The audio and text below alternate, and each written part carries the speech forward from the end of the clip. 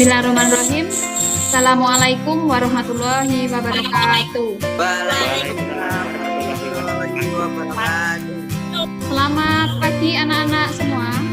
Ya, Alhamdulillah hari ini kita masih diberikan kesehatan bertemu kembali dalam pembelajaran PPKN. Nah, sebelum pembelajaran kita mulai, marilah kita berdoa mulai. Saya akan absen dulu untuk kehadiran hari ini ya. Dan semuanya masuk. Sebelum kita masuk ke dalam pembelajaran, kita menyanyikan terlebih dahulu Garuda Pancasila. Anak-anak, suara saya bisa didengar dengan jelas? Ya. Marilah kita menyanyikan selalu Garuda Pancasila. Garuda Pancasila, akulah pendukungmu. Patriot proklamasi, setia Pancasila dasar negara, rakyat akan mau sentosa, pribadi bangsa.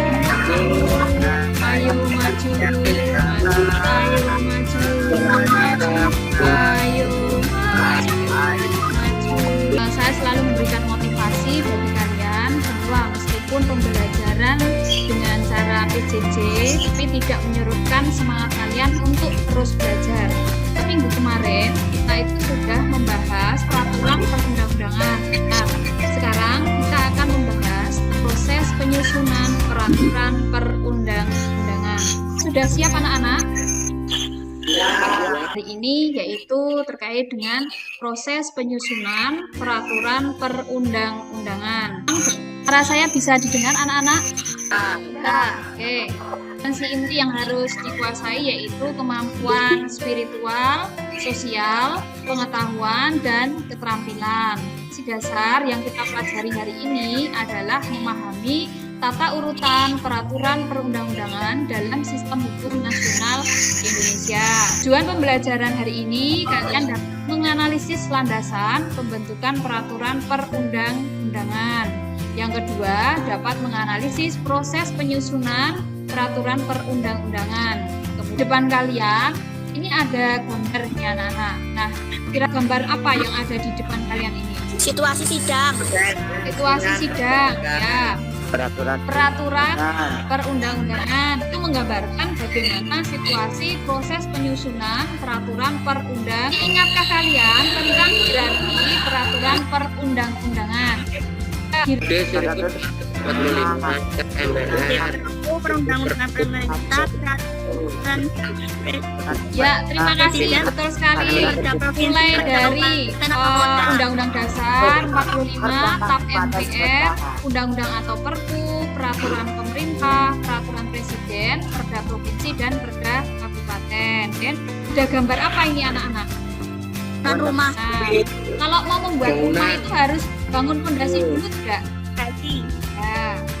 Karena kita itu membahas penyusunan peraturan perundang-undangan, maka kita lihat bahwa dalam proses penyusunan peraturan perundang-undangan itu harus ada landasannya. Landasan pembentukan peraturan perundang-undangan itu ada 3. Landasan filosofis, ada landasan filosofis, landasan sosiologis, dan landasan yuridis. Siapa yang tahu apa yang dimaksud dengan landasan filosofis? Landasan filosofis adalah pembentukan peraturan perundang-undangan adalah Pancasila. Karena Pancasila itu sumber dari segala sumber hukum. Nah, apa yang dimaksud dengan landasan sosiologis?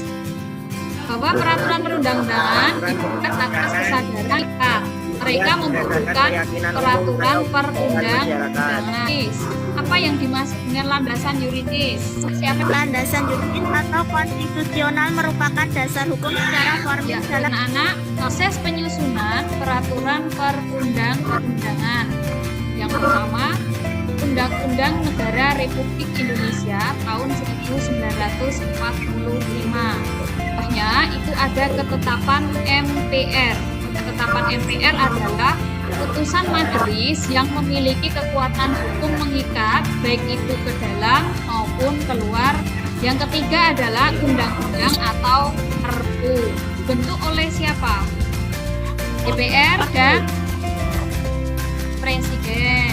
Peraturan pemerintah ditetapkan oleh siapa? DPR. Presiden. DPR. Yang kelima adalah peraturan presiden atau Perpres. Jadi kalau Perpres itu ditetapkan oleh presiden untuk menjalankan perintah peraturan perundang-undangan yang lebih tinggi atau dalam menyelenggarakan kekuasaan pemerintah. Bawahnya ada Perda provinsi itu oleh DPRD provinsi dengan persetujuan gubernur. Kalau Perda kabupaten itu dibentuk oleh DPRD kabupaten dengan persetujuan bupati. Masuk pada diskusi ya. Satu kelas ini akan saya bagi menjadi beberapa kelompok yang masing-masing nanti terdiri dari 4 siswa. Kita akan mendiskusikan untuk soal-soal diskusi ini. Nanti hasil nanti proses grup WhatsApp ya. Nanti hasilnya bisa dipresentasikan dalam pembelajaran.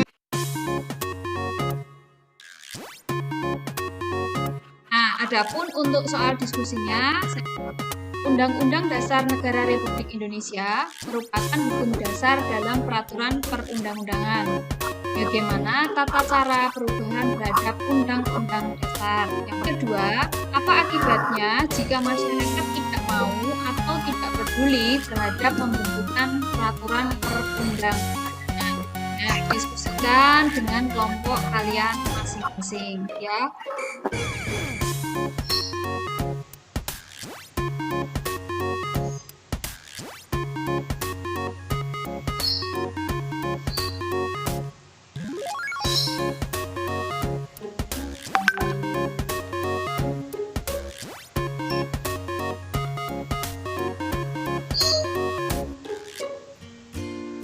Hasil diskusi soal nomor 1.